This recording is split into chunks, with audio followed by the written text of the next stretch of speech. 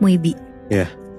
Kali ini gue pengen cerita tentang perempuan yang ngelanggar pamali di pesantren yang mengakibatkan banyak kejadian horor yang nimpa dia. Aduh. Kita sebut aja perempuan ini namanya Aya ya. Aya ini dulu sebelum masuk pesantren tuh anaknya nakal dan gak bisa diatur. Sampai akhirnya kedua orang tuanya tuh meninggal karena sakit. Nah sebelum meninggal, bapaknya tuh pengen banget Aya nih jadi penghafal Al-Quran. Awalnya si Aya tuh mikir dia tuh gak akan bisa jadi penghafal Al-Quran karena dia tuh sama sekali gak agamis. Bahkan dia tuh sering ninggalin sholat, terus juga ngerokok, bahkan sampai minum-minum juga. Tapi setelah dapet dukungan penuh dan diyakinin sama om dan tantenya, akhirnya Aya nih semangat dan yakin untuk masuk ke pesantren. Terus dia juga pengen jadi penghafal Al-Quran karena si Aya tuh ngerasa kalau cuma itu tuh yang bisa dia kasih ke orang tuanya. Aya nih punya teman namanya Uci. Mereka ini beda kamar dan komplek. Nah komplek itu kalau di pesantren ini tuh disebutannya untuk daerah per kamar gitu. Jadi pesantren Uci tuh namanya pesantren Salafiyah. Nah pesantren Salafiyah ini tuh pesantren yang metode pembelajaran itu tradisional dan khusus ngaji kitab kuning. Di pesantren Uci ini tuh ada 4 lantai terus gede banget.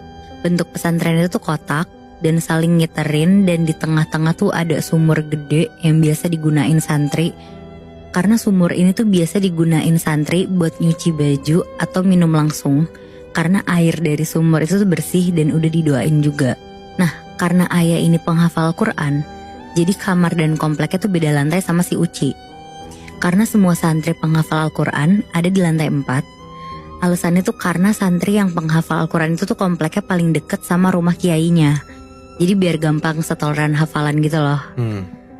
Nah akhirnya si Aya sama Uci tuh jadi deket banget Muibi semenjak kenal di pesantren ini.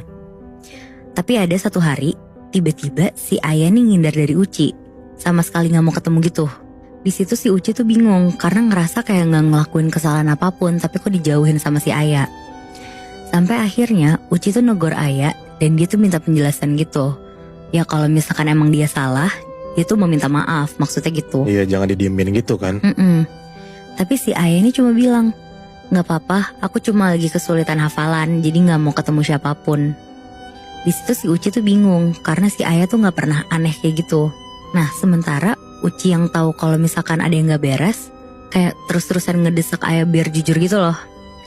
Di situ Aya tuh sempat marah terus bilang, udah seminggu aku diganggu sesuatu yang mirip kamu Ci.